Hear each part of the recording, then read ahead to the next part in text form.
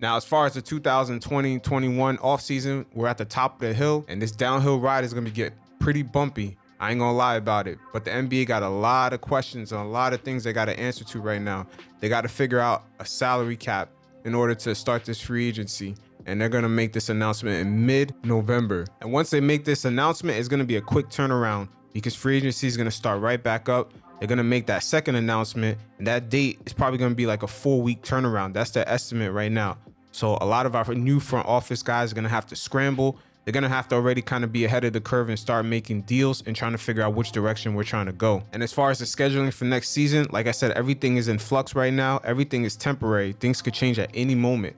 Right now, they're talking about they want to reduce the travel. They still want to get out at least 82 games, which I don't know how that's happening. But in order to reduce the travel and get all those games in, they're talking about doing mini series within cities. It seems like the league is trying to plan their season around the Olympics because they want their star players to be showcased in that worldly event, you know, for the league promotion, basically. There's some reports that the league wants to start near Christmas, which I don't think that's happening because right now, the smaller market teams, they need tickets to be sold and they need revenue sharing in order to operate because they're not going to want to pay the players their salaries without no revenue sharing from the bigger market teams. That's pretty much a dilemma right now. So a lot of these guys, they're looking like they're going to possibly take a pay cut. So there's going to be a huge clash between the owners and the players coming up. That's why I don't think the league is going to start up near Christmas.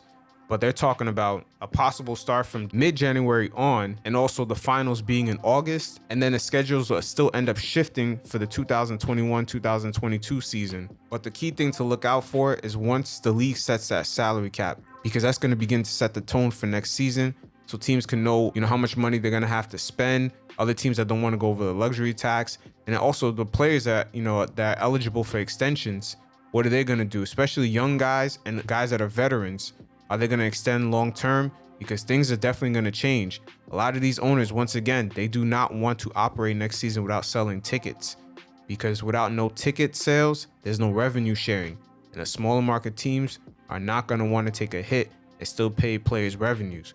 So right now, what they keep talking about is like the players basically gonna take a percentage of their salary and put it into an account.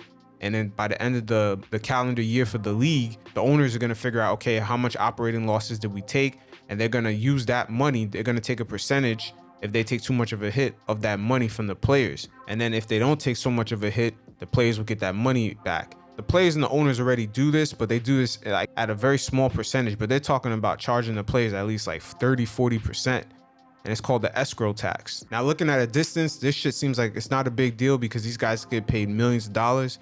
But then when you take a step back and start looking, you're like, damn, these guys are going to take a hit. Remember, they got to pay their agents commissions.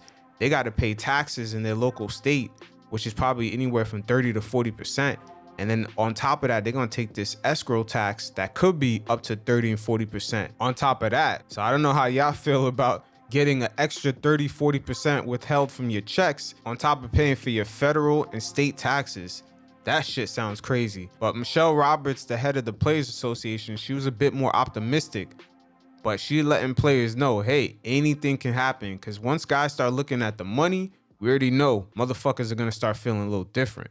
I would be absolutely surprised. I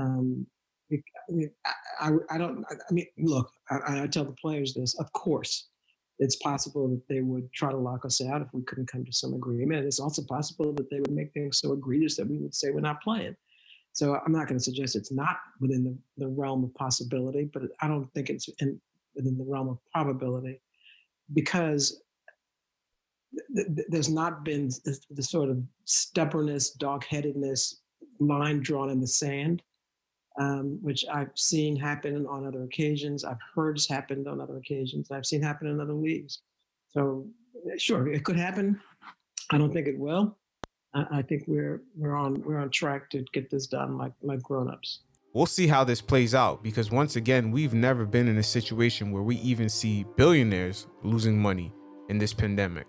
So if they're taking a hit, especially in the other endeavors, imagine what type of hit the players are going to end up taking. So we'll see how this works out in this 50-50 partnership between the players and the owners. Now, of course, before I touch on free agency, the biggest thing that's going to hit us first is the draft. There's a lot of hype.